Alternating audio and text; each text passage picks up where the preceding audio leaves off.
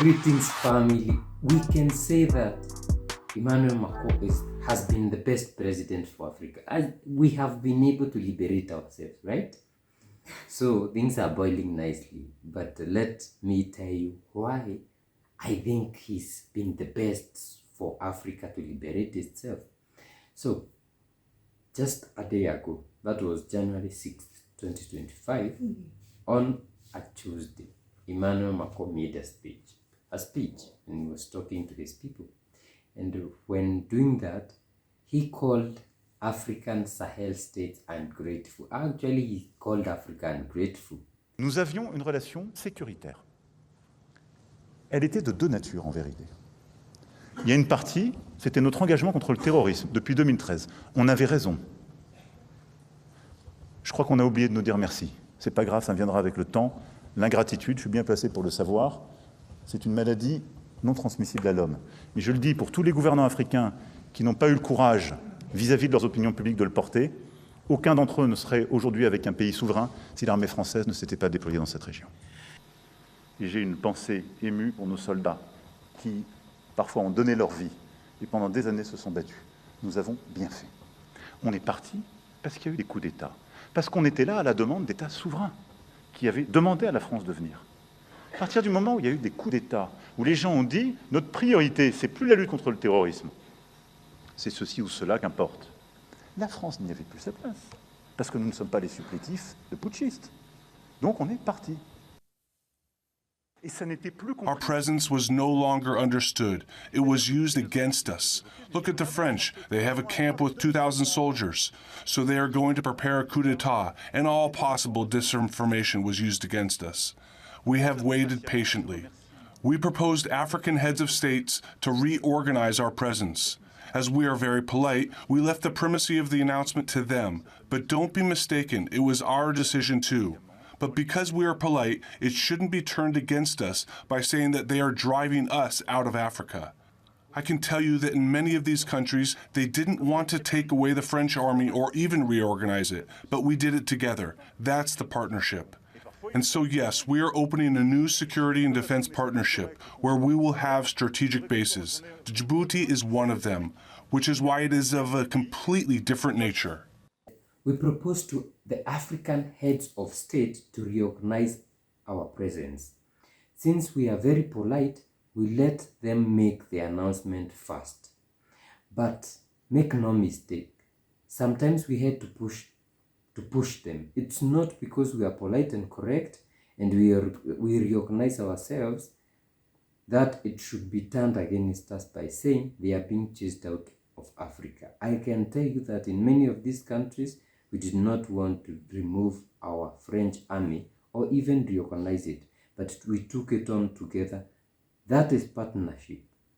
So, it's like he's saying, it's the French initiative to remove their army, their military from Africa. But in Africa, those guys are reporting that it's us, it's them who are chasing us out. So, I don't know he's talking in the case of, because we saw, forget the AES at this time, we saw Chad, we saw Senegal, and Cote d'Ivoire.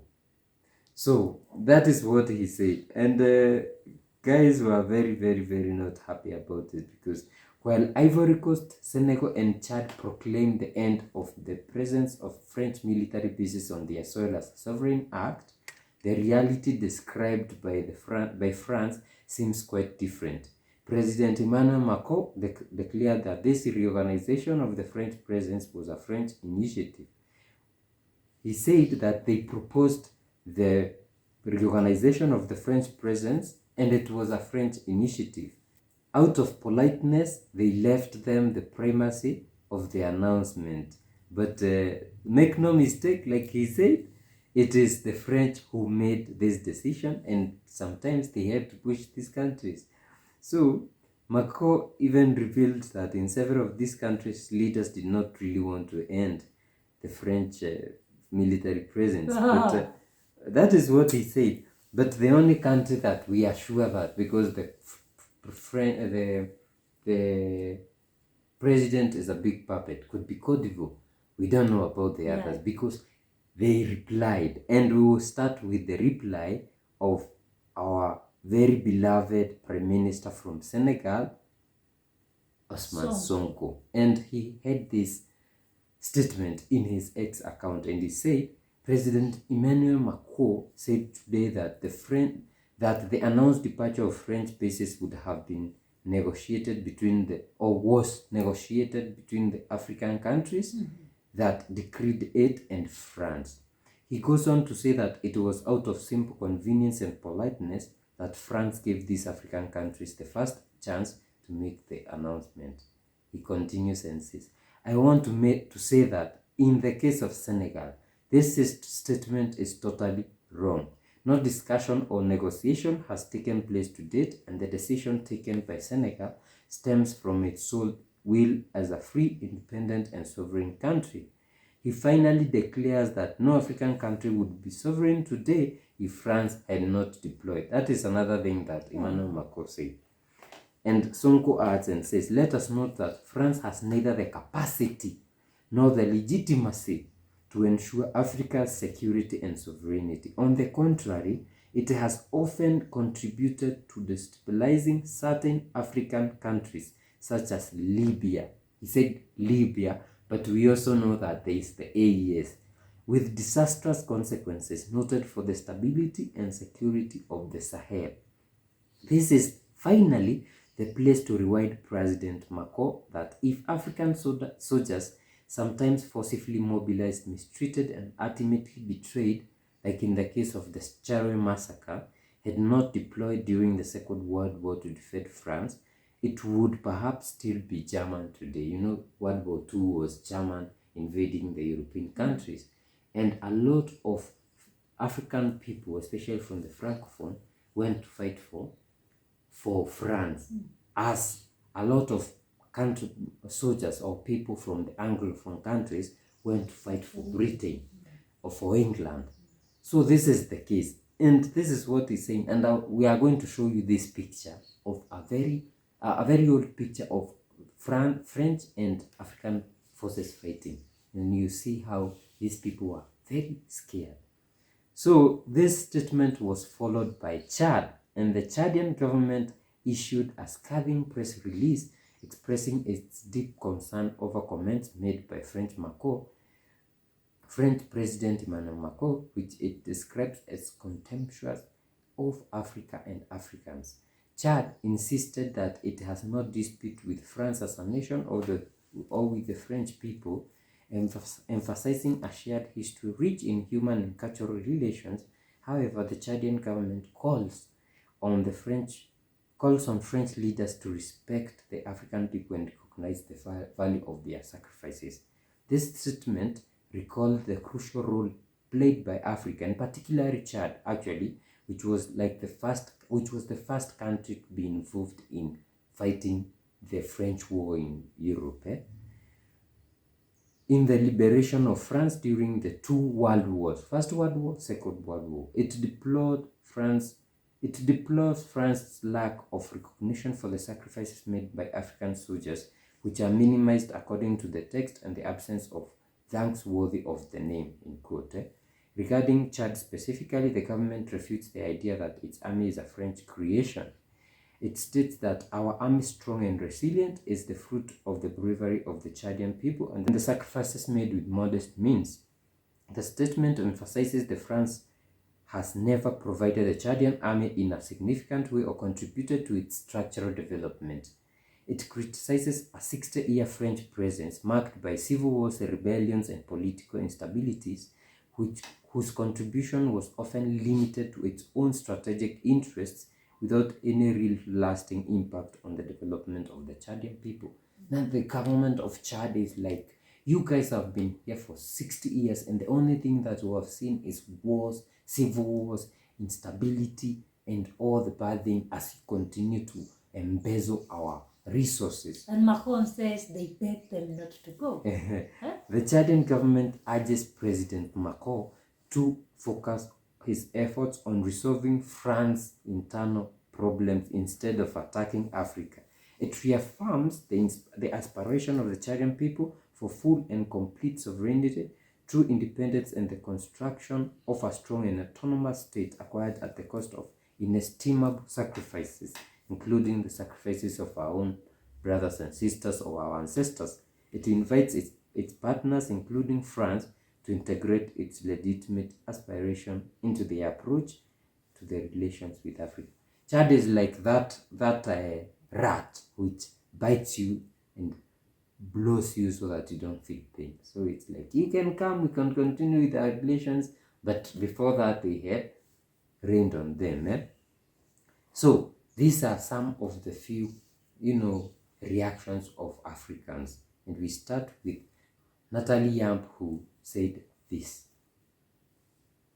Emmanuel Macron says that our leaders are ungrateful. He adds that ingratitude is a disease that cannot be transmitted to humans. Question: is Emmanuel Macron saying that our leaders are animals? Yeah, What's the answer? maybe they are puppets. What's the answer? If you can control a cow and you can control a president, what is the difference?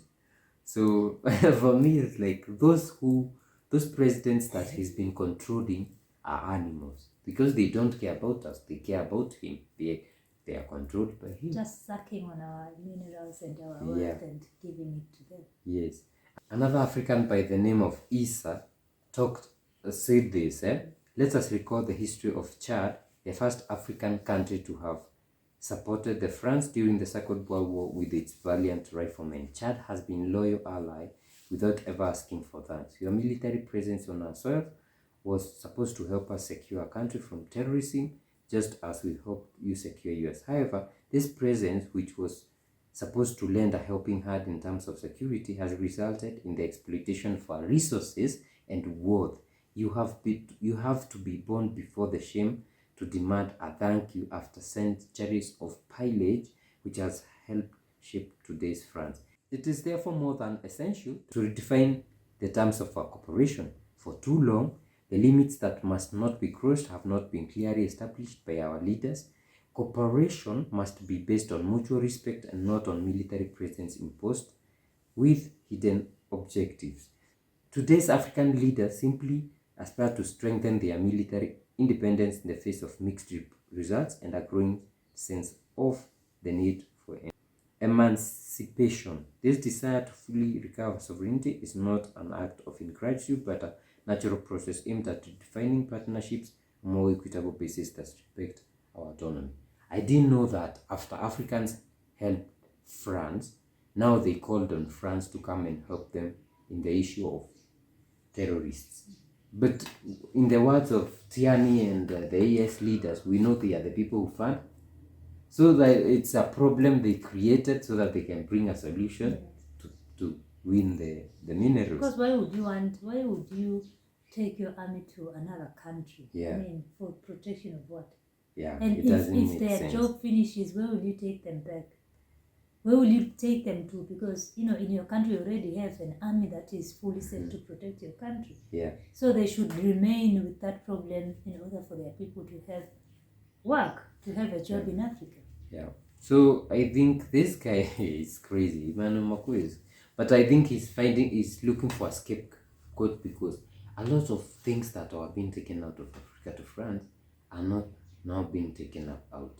And we've seen videos of the French people even crying, because some are on the streets, some are crying, there's no food, there's no that. It's coming with, you are getting something for free, now you are not. So you have to buy it. Good. That is very good. Next is an African from South Africa. His name is Modiba, who says this on RT. Look, I think it's just another example of colonial and imperialist arrogance from Emmanuel Macron himself. It's just another example of seeing Africa as another playground, for Western countries and imperial countries to come into Africa and steal our resources, and then to leave us in poverty-stricken areas, to leave us in the wars, to leave us fighting amongst ourselves. I mean, it's laughable, but I think it just shows the arrogancy. It shows the ignorance of Macron itself, and it shows how France for many decades has not respected Africa and its African people. They've merely seen us as monkeys. They've merely seen us as being barbaric and being animals. They've only come here for our resources. They've never seen us as being equals or as being human enough.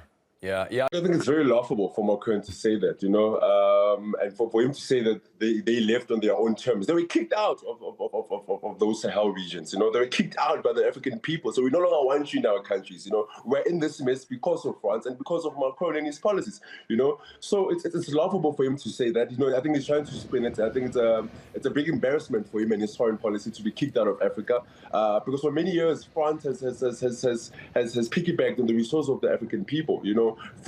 Paris is what it is today because of the sweat and the blood of African people and the resources of Africa, you know. So for him to now say that the French left because they wanted to go, it's a pure lie, you know. It's a pure lie. Yeah. It's rubbish, because they were essentially kicked out by the people of Africa. They begged to stay there. So this is what the guy is saying. Number one, France has been at the forefront of stealing African resources. 2, France still wants to rule over the Sahel region.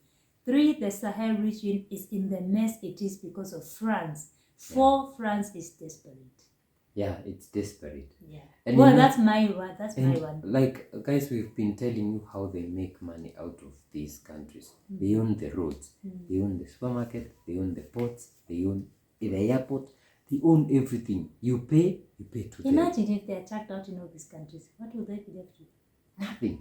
And mind you, there are people employed by France to be managers of all these In places where they are Africa. stealing. Yeah. Like, for example, in Cote d'Ivoire. Don't you think they are... Yay! France is in the verge of collapse, and we are just watching here happily ever after, because it was bound to happen. You can't steal forever.